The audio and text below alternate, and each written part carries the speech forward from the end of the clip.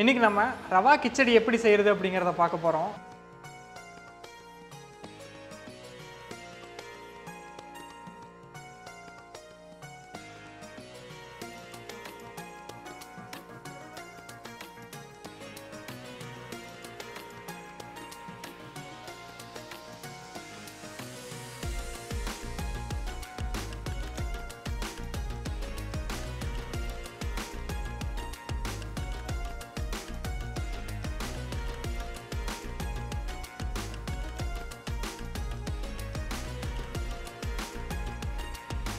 வணக்கங்க, நான் உங்கள் விஜய் அன்னபூர்ணி கேட்டரிங்லேருந்து பேசுகிறேன். இன்றைக்கி நம்ம ரவா கிச்சடி எப்படி செய்கிறது அப்படிங்கிறத பார்க்க போகிறோம். அதுக்கு முன்னாடி ரவா கிச்சடி செய்கிறதுக்கு என்னென்ன பொருள் தேவை அப்படிங்கிறத பார்த்துக்கலாம் வாங்க.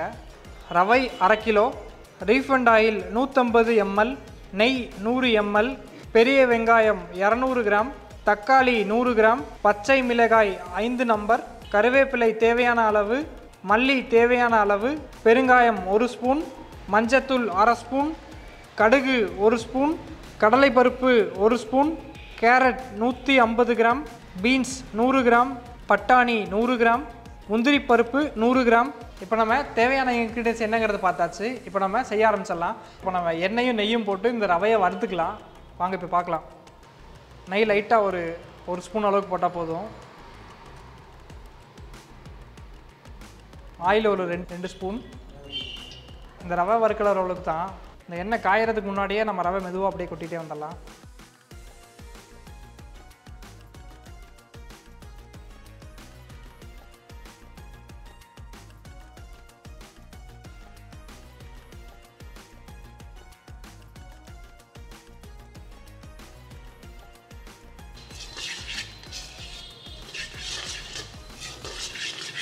இப்போ இந்த ரவை பார்த்தீங்கன்னா லைட்டாக அந்த வெள்ளையிலேருந்து கொஞ்சம் கலர் மாறினதுக்கப்புறம் அப்படியே போதும், நிப்பாட்டிக்கலாம்.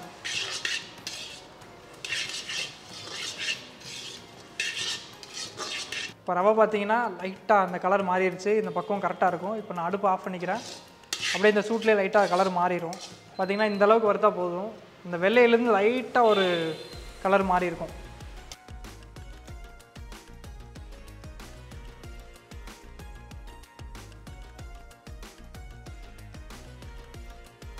ரவை நல்லா வறுத்துருக்கோம். இந்த கலர் பார்த்தீங்கன்னா லைட்டாக சேஞ்ச் ஆகிருக்கும். இந்த நெய்யும் எண்ணெயும் போட்டு வறுக்கணும். அடுப்பு ஆன் பண்ணி முந்திரி பருப்பு மட்டும் வறுத்துக்கலாம். இப்போ இந்த கிச்சடிக்கு தேவையான ஆயில் வந்துட்டு 200 ml. இப்போ ரவா வறுக்கிறதுக்கு ஒரு 50 ml ஊற்றிருந்தோம். இப்போ பார்த்தீங்கன்னா ஒரு 150 ml ஊற்றுறோம், பேலன்ஸ் இருக்கிறது. அப்படியே இதே ஆயிலில் முந்திரி பருப்பையும் ஃப்ரை பண்ணிக்கலாம்.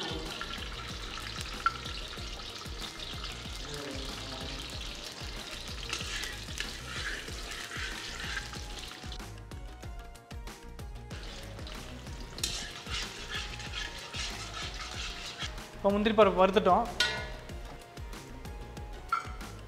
இந்தளவுக்கு வறுத்தா போதும். நம்ம கடுகு 1 ஸ்பூன் போட்டுக்கலாம்.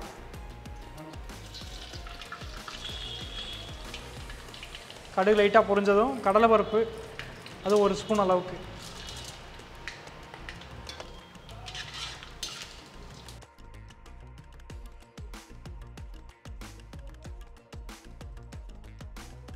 இப்போ இந்த கடுகும் கடலைப்பருப்பும் நல்லா பொரிஞ்சிருச்சு. அதுக்கப்புறம் பச்சை மிளகாவை போட்டுக்கலாம்.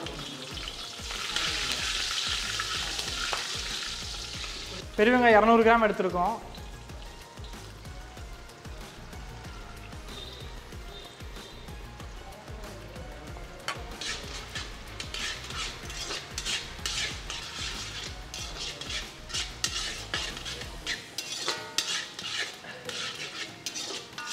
வெங்காயம் பார்த்தீங்கன்னா கண்ணாடி பதம் வரைக்கும் வறுக்கணும்.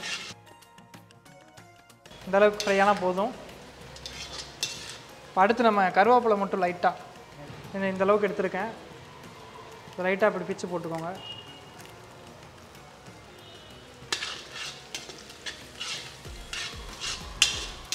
இப்போ நம்ம கையோட தக்காளி 100 கிராம் தக்காளி எடுத்துருக்கோம். தக்காளி போட்டுக்கலாம்.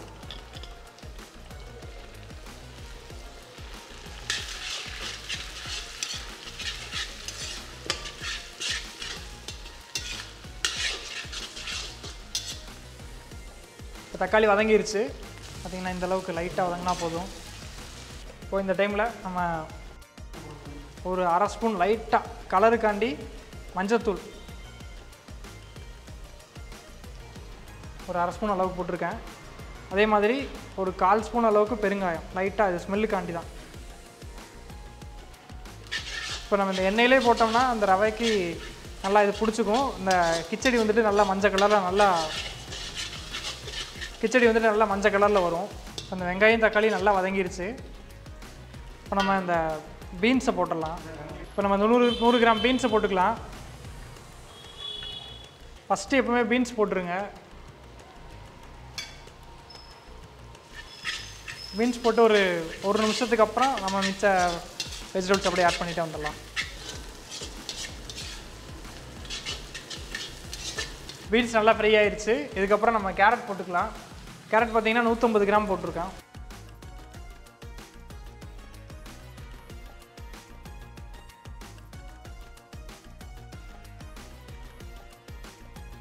லைட்டாக கலக்கிக்கலாம். இது பார்த்தீங்கன்னா அந்த கேரட்டு பீன்ஸும் எப்படி கட் பண்ணியிருக்கோன்னு பாருங்கள். இந்த மாதிரி சின்ன சின்னதாக கேரட்டு பீன்ஸு கட் பண்ணியிருக்கோம். இந்த எண்ணெயிலே ஃப்ரை பண்ணுறதுனால இது ரொம்ப நேரம் வேகணுங்கிற அவசியம் இல்லை. இப்போ நம்ம பட்டாணி 100 கிராம் அப்படியே ஆட் பண்ணிக்கலாம். இது பார்த்தீங்கன்னா பட்டாணி ஃப்ரெஷ்ஷாக இருக்கிற பட்டாணி உரித்து வச்சுருக்கோம். இது இந்த ஊற வச்ச பட்டாணி அந்த மாதிரிலாம் எதுவும் இல்லை. இது ஃப்ரெஷ்ஷாக தான் போடணும், அப்போ தான் இதுக்கு கரெக்டாக இருக்கும்.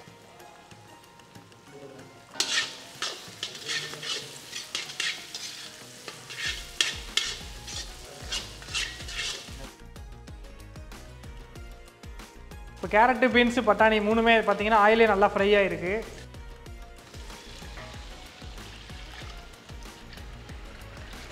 இப்போ தண்ணி ஊற்றிருக்கோம். தண்ணி நல்லா கொதிச்சதுக்கப்புறம் தான் ரவை போட போகிறோம். கொதிச்சதுக்கப்புறம் ஒரு டைம் எதுக்கோ செக் பண்ணிக்கோங்க, இந்த கேரட்டு பீன்ஸ் எல்லாமே வெந்துருச்சா அப்படின்னு. ஒரு 80% இருந்தால் போதும். ரவை போட்டதுக்கப்புறம் அது 20 நிமிஷத்தில் அப்படியே வெந்துடும்.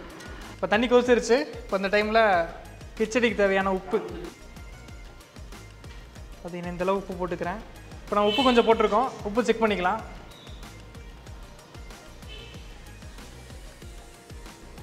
உப்பு கரெக்டாக இருக்குது.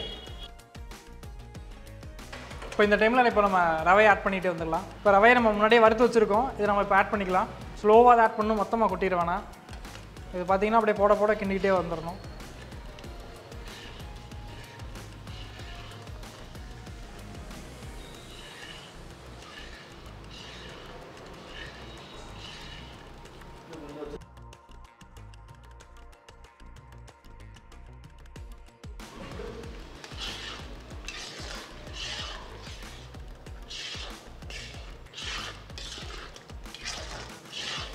இப்போ பார்த்தீங்கன்னா அப்படியே டைட் ஆயிரும்.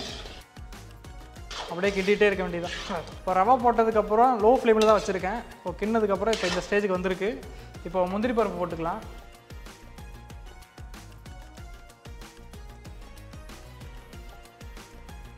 நெய் நம்ம 100 ml வச்சுருக்கோம். அந்த நெய் இப்போ ஊற்றிக்கலாம். இப்போ அடுப்பு நீ எரிஞ்சிட்டே தான் இருக்குது. லோ ஃப்ளேமில் மெழுகு மாதிரி எரியுது. அதுக்கப்புறம் கடைசியாக இந்த கொத்தமல்லி.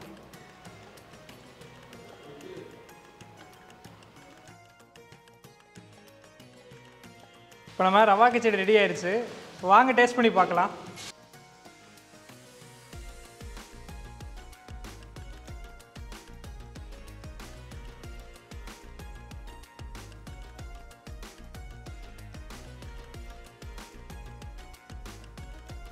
இப்போ கிச்சடி ரெடி ஆயிடுச்சு.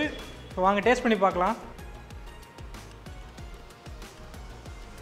உண்மையாக ரொம்ப சூப்பராக இருக்குது.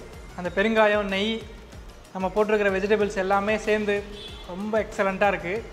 இது பார்த்தீங்கன்னா நாங்கள் கல்யாணத்தில் டின்னரில், பிரேக்ஃபாஸ்ட்டில், இந்த மாதிரி சின்ன சின்ன ஃபங்க்ஷனாக இருக்கட்டும், கல்யாணத்தில் கூட பிரேக்ஃபாஸ்ட்டில் இது வைப்போம். நல்லா வந்திருக்கு. கண்டிப்பாக இதே மாதிரி உங்கள் வீட்டில் ட்ரை பண்ணி பாருங்கள். கண்டிப்பாக ட்ரை பண்ணி பார்த்துட்டு எனக்கு கமெண்ட்டில் சொல்லுங்கள். நெக்ஸ்ட் வீடியோவில் இதோட நல்ல ரெசிபியோட நான் உங்களை பார்க்குறேன். என்னோட பேர் விஜய். என்னோட கேட்ரிங் பேர் அன்னபூர்ணி கேட்ரிங். நாங்கள் மதுரையில் இருக்கோம். சின்ன ஃபங்க்ஷன்லேருந்து பெரிய பெரிய ஃபங்க்ஷன் வரைக்கும் எல்லா ஃபங்க்ஷனுக்கும் பண்ணுறோம். அதாவது 100 பேர்லேருந்து 5000 பேர் வரைக்கும். கல்யாணம், நிச்சயதார்த்தம், birthday function, baby shower function, இந்த மாதிரி எல்லா ஃபங்க்ஷனுக்கும் பண்ணி தந்துட்டுருக்கோம். எல்லா ஃபங்க்ஷனுக்கும் நல்ல முறையில் சமைச்சு கொடுத்துட்ருக்கோம்.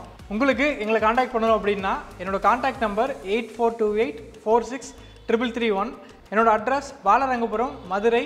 தேங்க்யூ. நன்றி, வணக்கம்.